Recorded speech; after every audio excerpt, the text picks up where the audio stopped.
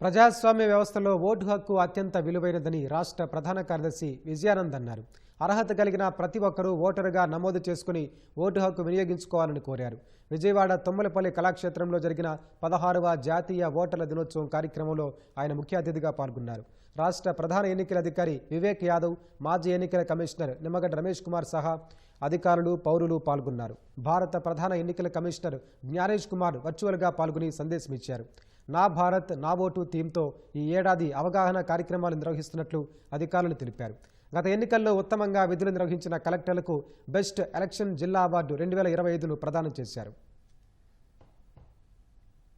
This year's theme for National Voters Day is My India, My Vote, with tagline of Indian citizen at the heart of Indian democracy. In this connection, I inform to all the citizens that mere possession of epic card is not a guarantee that you are an elector in the current electoral rolls. I therefore appeal to all the voters to verify their names on the CEO's website, and if not found, apply for inclusion online or apply to the concerned BLO.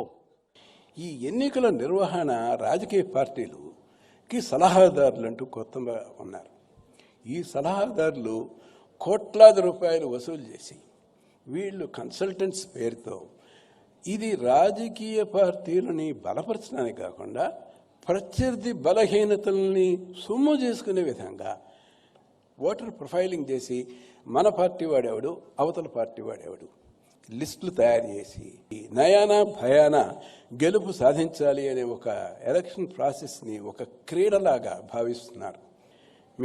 మనకందరికీ తెలుసు, 2019 Tirupati parliament ఎన్నికల్లో దాదాపు 25,000 epic కార్డ్స్ని సిస్టమేటిక్గా duplication అనేది చేసి దొంగ ఓట్లు వేశారు. వీళ్ళందరినీ బస్సుల్లో తీసుకొచ్చారు, దేవస్థానం ధర్మసత్రాల్లో పెట్టారు, హోటల్స్లో పెట్టారు. మరి అక్కడున్న యంత్రాంగం కళ్ళు మూసుకుందా? ఇటువంటి అవాంఛనీయమైన ఇటువంటి సంఘటనలు జరుగుతుంటే మనం ఏం ప్రతిస్పందించలేదు. తర్వాత ఎన్నికలు అయిపోయిన తర్వాత విచారణ జరిపిన తర్వాత ముక్కవడిగా కొంతమందిని సస్పెండ్ చేశారు. ఆ సస్పెండ్ చేసింది కూడా కొద్దిపాటి దానివల్ల ఏమైనా మార్పు ఉందా అంటే నాకైతే కనపడలేదు. Every vote contributes to building a strong, inclusive and democratic India.